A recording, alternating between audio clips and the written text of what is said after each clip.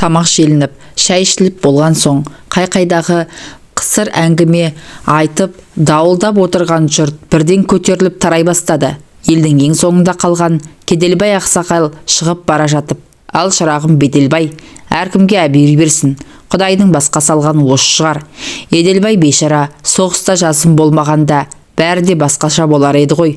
Қалғанымыз аман болайық», деді. Үн-түнсіз тұрған Беделбай жұрт аяғы басылған соң сыртқа шығып, дарбазаның есігін жауып, ілгегін салды. Ішке кіргенде ас үйде ыдыс-аяқ жүріп жүрген Баршагүлден басқа ешкім қалмапты.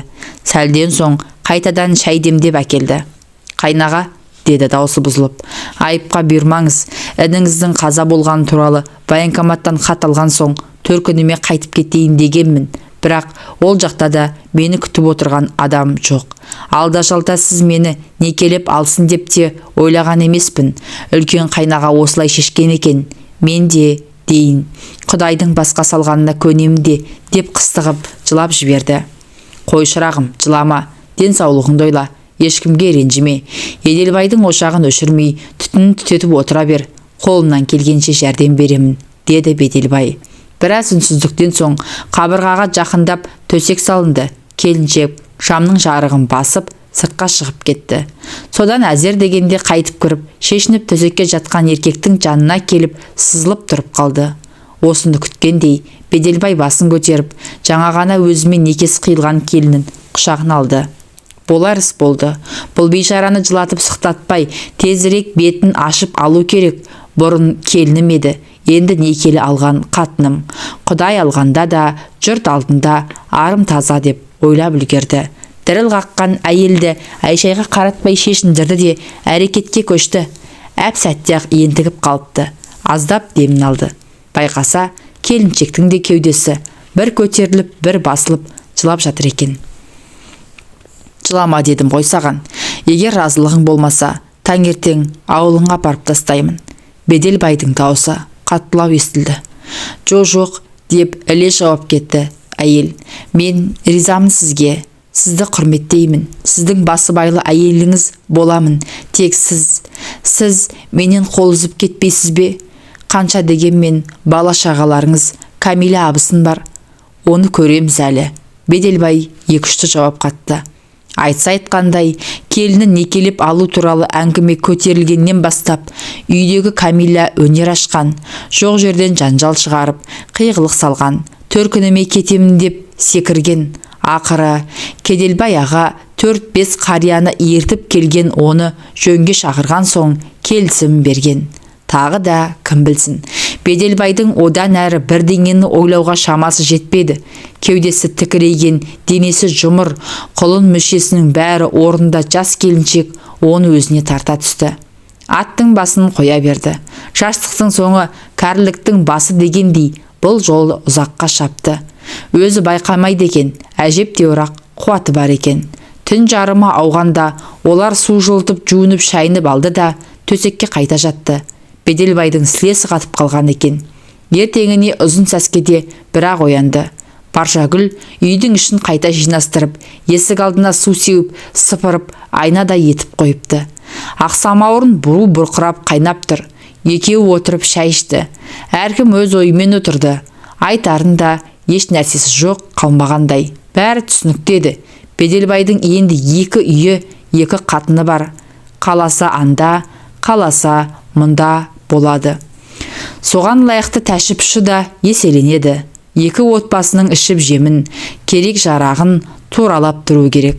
Әсіресе 2 әйелдің, 2 жақтағы балалардың жағдайын жасау керек. Иә, Құдай берсе, бұл жақта да балалар болады. Беделбайдың ойы біраз жерге дейін барды. Сұйықтап жатқан соң, жұмысқа да шықпай қалдым. Мен кетіп қалсам, шайды кім құйып береді деп ойладым. Баршагүл өзін кінәлаған адамдай санап, жайлеп тіл қатты. 3 күнге дейін жұмысқа шықпайсың, заң сондай, деді Беделбай. Баршагүл үнсіз қалды.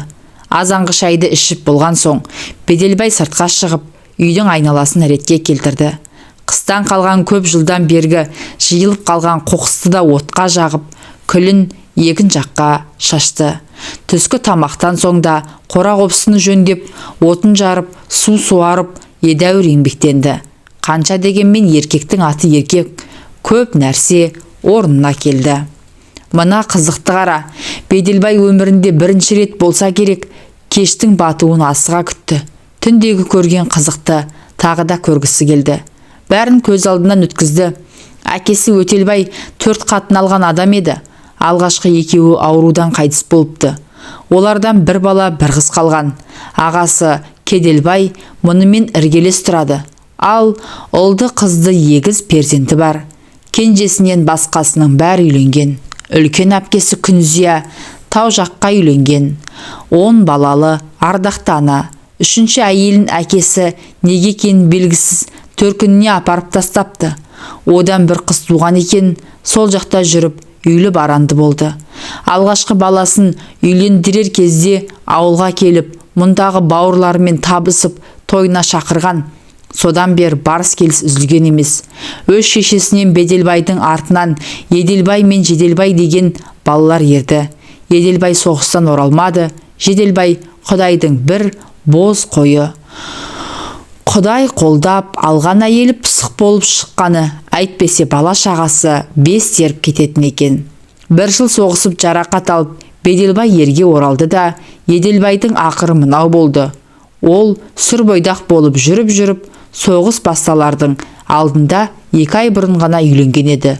Мұндай боларын кім білген, әйтпесе уақытылы үйленер ме еді. Соғыс бітіп, әскерге кетіп аман қалғандар елге оралған соң, хабарсыз кеткендердің ағайын туғандары оларға іздеу салуға кіріскен. Бұлар да сөйтті.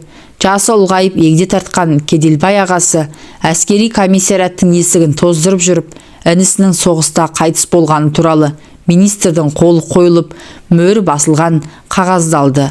Ағайын туған, бауырын жоқтап, біраз жылап сықтады. Қошқар сойып, Құдайы берді. Сөйтіп жүргенде ауылда пайда болған бір ақсақал Еделбайдың жесірі Баршагүлді айналшықтап жүріп алды. Сонда байқаған Беделбай әлгіні қызыл ала қан қылып ұрып тастаған. Бірақ әлгі де өлімтік екен. Кетер болмады. Содан Кеделбай Беделбайды шақырып алып Баршагүлді некелеп алуды талап етті. Сыртта қараңғы қоюланды. Ақыры кешкі астың дастарханы жиналып, кешегідей төсек салынды. Бірақ неге екені белгісіз, сыртқа шығып кеткен Баршагүл жақын арада ішке кіре қоймады. Оны тағатсыз күтіп жатқан Беделбай шыдамай орнынан тұрып, есік алдында бүрісіп отырған жерінен оны үйге жетектеп алып кірді. Әйел қарсыласқан жоқ. Тіпті төсекке жатқан соң Беделбайды құшақтай алды. Күні бойы тер сіңген іш киіміне тұмсығын тығып біраз жатты. Одан әрі өз көйлегін өзі жоғары сыпыра бастады.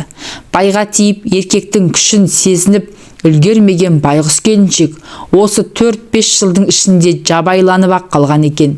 Кешегі күннен соң әйелді құштарлығы оянып, енді міне не істеп, не қойғанына есеп берер емес. Түні бойы ойда жоқта қолы жеткен еркектің салмағын сезініп, есесі кеткен жылдардың қызығын қайталап алмаққа жанталасты. Ят аят дегенді ысырып тастап, шыбын жаны шырқырап ыңқылға басты. Қанша уақыт екені белгісіз, есінен адасқандай болған келіншек өзін өзі келді. Істеген қылығына өлердей өкінді. Бірақ, бұл сонша не істеп қойды. Жан тәнімен берілі ойнап күлгені өзінің некелі ер емес пе? Құдай да мұның мүсіркегені шығар. Артық кетсе кешірер. Ерлі зайыпты екеуі құштарланып, құшақтарын айырып, бір мезет жатып демдерін алды. Қайнаға деді бір уақытта Баршагүл. Сіз маған ұрысып жатқан жоқсыз ба? Ұятсыз екен демейсіз бе? Я, ұрысып жатырмын. Сенің мені қайнаға дегеніңе? Жоқ, әлде біздің ерлі зайыпты екеніміз бекер ме? Егер бекер болмаса, бұдан бұлай мені өзімнің атыммен атай алмасаң, отағасы немесе қожайын дегенің дұрыс шығар. Мұны естіген Баршагүлдің жүрегі орнына түсті. Осыдан апта өткен соң Беделбай өз үйіне келді. Балалары қуанып жүріп, келіп амандасты. Әсіресе кішкене сары қызы мойнынан құшақтап, қатты да қалды. Беделбайдың жүрегі елжіреді. Тек Камила ғана сазарып-базарып келдің кеттің демеді. таза киім бер, моншаға барып келейін деген мұң екен. Айқайды салып үйді басына көтерді. Айтпаған сөз қалмады. Осыдан қоймай ескі шкафтан, кіреберістегі ілгіштен мұның бар киімін үйдің ортасына үйді де келген жағыңнан қайтпа деп бір-ақ кесті. Беделбайдың ашуы тас төбесінен шықты. Қонышынан қамшысын суырып алып, қатынының арқасын жон-жоса қаңғылды. Кетсем кетем, бірақ сен мені қудым деп ойламай-ақ қой. Қалғым келсе қалар едім, бірақ сендей бетпақтың маған керегі жоқ деп Беделбай айтарын айтты да киімдерін жинап, қанар қапқа салып, үйден шыға жөнелді. Шамамен 2 айдай уақыт өтті. Сырт қарағанда ауылда мүлгіген тыныштық орнады. Бірақ шындығында гүл деген өсек аяң жүріп жатты. Бұлайғы жұрт екі үйдегі тірі жанның басқан ізін аңдып, артық басты әңгімені оттай гулетті. Ақыры олар да шаршаған болар, сумаңдаған сөз басылуға айналды. Беделбай мен Баршагүл құдды Төлеген мен Қыз Жібектей тұрып жатты. Қосылғандарына 1-2 ай өтер-өтпестен Баршагүлдің құрсақ көтергені белгілі болды. Баланың иісінен зар болған келіншек жүрегі жарыла қуанды. Сондай күннің бірінде кешке таман әдетіне басып, қақырынып түкірініп, Кеделбай ақсақал үйге кіріп келді. Табалдырықтың жанына кебісін шешіп тастап, үйге жүн шекпенін ілгішке іліп төрге озды. Баршагүл күліп, сәлемін салып, жүгіріп жүріп, самауыр қайнатып, шәй пәй әкелді. Ағайынды екеуінің алдына сармай шылап, бір леген нан салма қойды. Тамаққа тойып алған Кеделбай ақсақал әңгімесін бастады. Әй, Беделбай, сен не білесің? Әлгі Камила келіп, біздің кемпірге мұңын шағыпты. Сені 2-ші қатын алғалы, үйге аяқ басуды қойды депті. Үйде басқаны қойған кәдімгі көжеге қатар қатықта жоқ депті. Жаны шықсын. Соны айтқан албасының, мен кеткенде үйде бір тағара тоңмай, 2 қап ұн, 1 қап жарма болатын. Өзіңіз білесіз, колхоздан қаптап картошка, пияз, капустаға дейін алып қойғанбыз.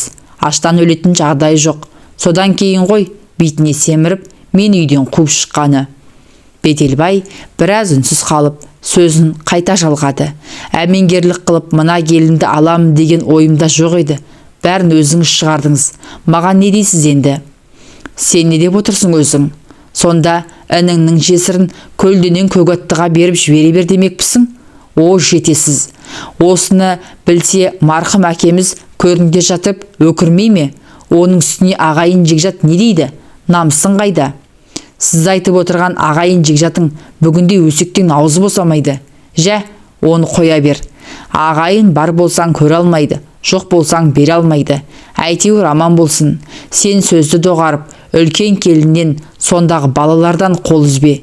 Еркек емессің бе? Ұрғашының бір шәңкілдегеніне бола, көтіңді қағып кете бересің. Ақымақ болма. Одан да оларға еркектігіңді мықтап бір көрсетсең, аузын жабады. Осыны айтып, көнекөз қария орнынан тұрды. Беделбай 2-3 күннен кейін атының басын тағы да өз үйіне бұрды. Ол ақыры осылай боларын да білген. Бірақ қай күн екенін шешпеген еді. Қыздай алған қатынын 3 бала 1 қызын өз қолымен тұрғызған отын қайта тастап кетсін. Соңғы күндері өзі де олқылы толқылы болып жүрген. Енді міне көкесінің сөзі қамшы болып, жорға атын сипап, қамшылап келе жатыр. Жолай дүкенге бұрылып, қоржыннан 2 бас қант, кәмпит, шәй, пішіни бәрін алып толтырды. Күн ясына батар сәтте ат тұяғын дүрсілдетіп үйіне тақалғанда, баяғы әдетімен Камила алдынан шығып, шалбарына жармасты. Бұл оның сонау қыз кезінен қалыптасқан әдет еді. Шылбырды апарып дертеге байлады. Содан кейін ақ Беделбай жағдайының дұрыс болатынын бірден түсінді. Артық аспай әңгіме болған жоқ. Беделбайдың да іші жылып, үй жайының, бала шағасының жағдайын жасап, 10-15 күн өткен соң Баршагүлдің үйіне қарай өтті. Мына қырсықты қара. Баршагүлмен тұрған 2 айдың ішінде ол әбден мұны бауыр басып қалған екен. сыңсылап жылап қарсы алды. Кеш батып төсекке жатқан соң одан бетер болды. Мен сізді енді ешқайда жібермеймін. Ал егер кетер болсаңыз, асыл өлем деп қиғылық салды. Тура есінен адасқан сияқты. Айтсаң түсінбейді. Мауқы басылсын деп біраз аймалап кеудесіне басып естен танатындай етті. Маңдайы тершіп, денесі езіліп, анау айтқандай алқынып қалды. Ой жаным-ай, рахат-най деп әлек-шәлегі шықты. Ақыры олар әдеттегідей жылы суға жуынып алып, терең ұйқыға шомды. 2 аптадан соң Беделбай үлкен үйге қайта жиналды. Дәл осы арада тағы да айқай шу шықты. Екі көзі бұлаудай болып жылап, мен сізді ешқайда жібермеймін деп өзеурей түсті Баршагүл. Сіз кетсеңіз түн баласына ұйықтай алмай шығамын. Тек күндіз ғана көз шырымын аламын. Осылай деген оның қос жанарынан жасы тыйылмады. Оған не дерсің енді? Амалының жоғынан үлкен үйге анда-санда, онда да бір түнге ғана баруға мәжбүр болды. Басқа уақытында тек күндіз ғана барып, үйдің тірлігін тындырып келеді. Бұған Кәлиманың жаны қалай шықпасын. Құрсағындағы баласын туып алғанша шыдай тұрайық деп оны әзер көндірді.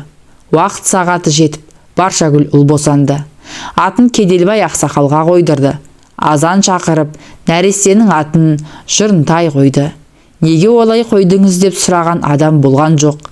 Ар шауып, бер шауып, екі үйдің арасын жол қылған Беделбай әсіресе екі қатынның ебін табамын деп өлердей болды. Кей түндері екі қолын төбесіне қойып, басауған жағына кетіп қалғысы келді.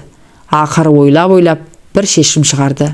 Үлкен үйдің арқа тұсынан 6 бөлмелі үй салып, Баршагүлді де көшіріп алды. Ұзын сапты дырау қамшы өріп алып, қатындардың жон арқасын осып алатынды шығарды. Біреуі бір сөз айтса, немесе бір нәрсені бүлдіріп қойса, екеуін бірдей жазалайды. Не керек? Жаны кірді де қалды Беделбайдың. Енді екеуінің де мұны өбектеп тұрғаны. Жырынтайдан соң жыл аралатып ұлды қызды 3 перзент туып алды Баршагүл. Бұл күндері салиқалы, сарқыраған қатын болды.